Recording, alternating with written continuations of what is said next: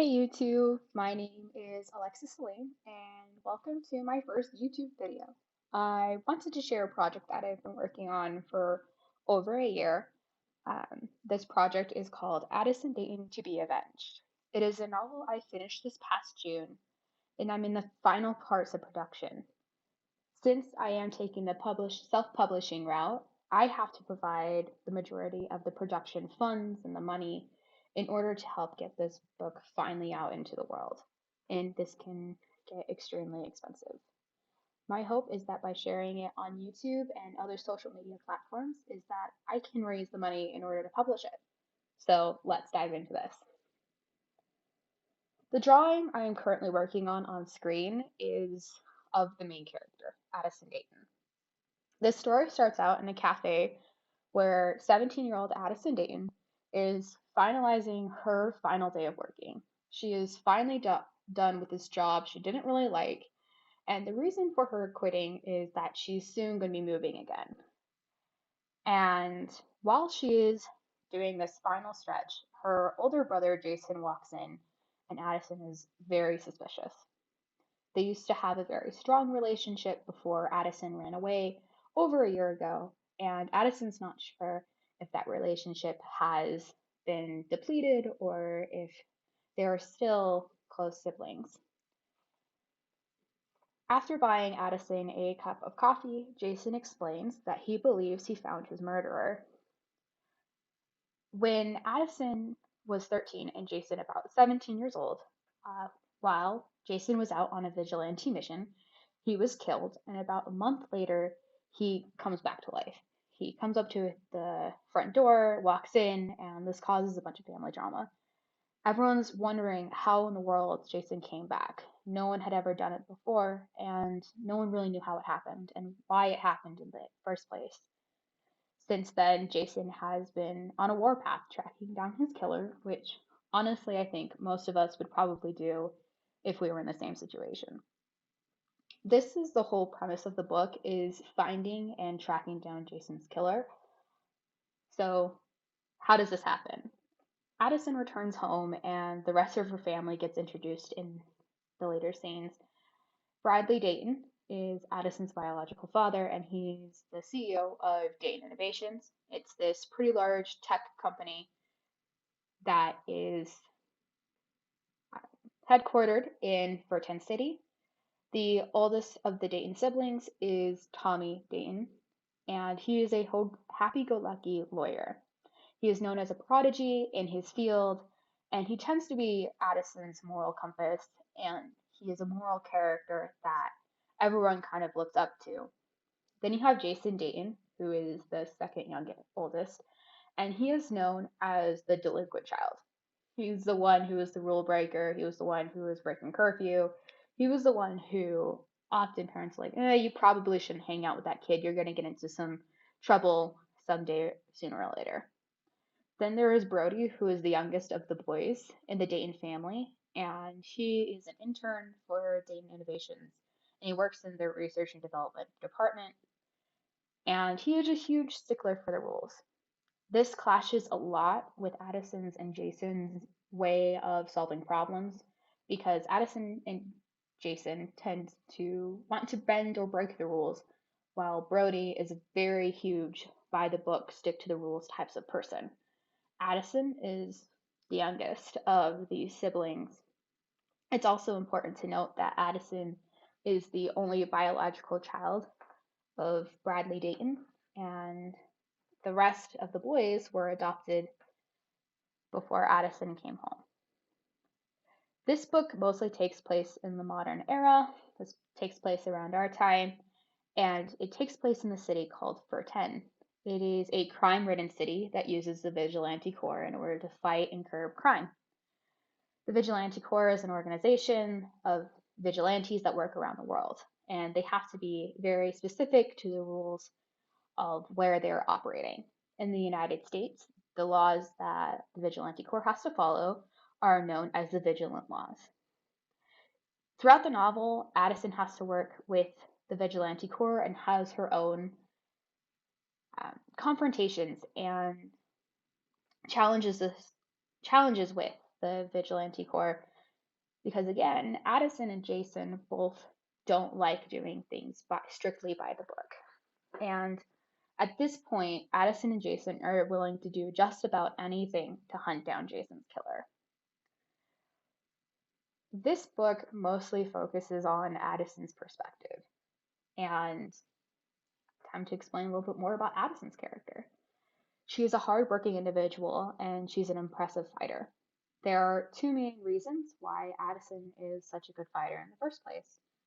Addison's biological mother is an assassin that, for the first part of Addison's life, she was trained to be an assassin by her mother. Her mother completely removed her from her father's and Addison's family for the first 7 years of Addison's life. And she was trained to become a killer and an assassin that would follow only her creed and not necessarily the laws of anywhere else. But after about those 7 years, Addison's mother is completely done with Addison and dumps Addison on Bradley's doorstep. And Bradley chooses to raise Addison, and not only that, but welcome Addison into his heart and his home despite the changes and the threats to him and his livelihood and his family that possibly adding Addison into his life could present. This is where we kind of see Addison grow this pride and this loyalty to Bradley and also her family. The second reason for Addison being an impressive fighter, and not including her dedication and her willingness to go the extra mile and to excel in what she does, is that she also works for the Vigilante Corps. The rest of the Dayton family has worked with the Vigilante Corps, and she receives training from them as well on how to become a better fighter. And she is a huge asset to the Vigilante Corps when Addison is following the rules and is becoming this vigilante they need her to be, and not necessarily the vigilante that Addison always wants to be. Addison's character has a few driving factors in her life. As mentioned earlier, Addison has a very strong sense of loyalty, particularly to her father. Addison acknowledges and understands the risks that Bradley took in order to adopt her and bring her back into his life. And she respects that and she really looks up to him for that and being willing to have mercy in his life, where Addison had never really seen mercy up until that point. She is willing to risk her own life and everything for her family, even Brody, who she doesn't get along with. Her family means everything to her, and it becomes this huge driving force in her life and in this book. Addison also has this strong sense of independence that often gets in the way of her doing maybe what's best for her family. And she chooses to solve her own problems on her own. She doesn't like bringing other people into her own problems.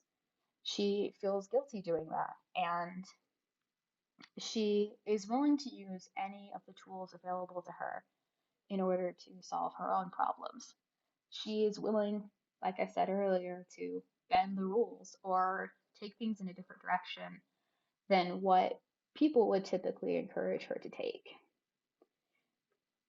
Addison also carries a lot of secrets with her, and at the beginning of the book, one of these secrets is exposed, and it's the reason for her running away. And the important part of this secret ties in very much to Addison's family and wanting to protect them. At the end of the day, wants to protect her family, and she doesn't mind putting herself at risk in order to do so. And as more of the story develops, she also gets to expose these other secrets, and it really starts to take a toll on her in some ways. She doesn't like sharing these secrets. These secrets, a lot of these she has kept since she was a little girl and since she's met the Dayton family. And it really does show a lot of vulnerability for her and learning to trust her family enough that they're willing to take those risks for her.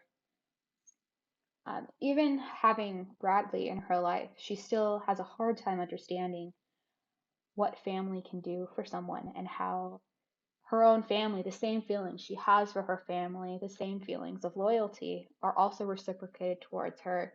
And this becomes an issue that Bradley and Jason often bring up and try to show Addison that there is nothing wrong with confiding in your family because that's what family is for.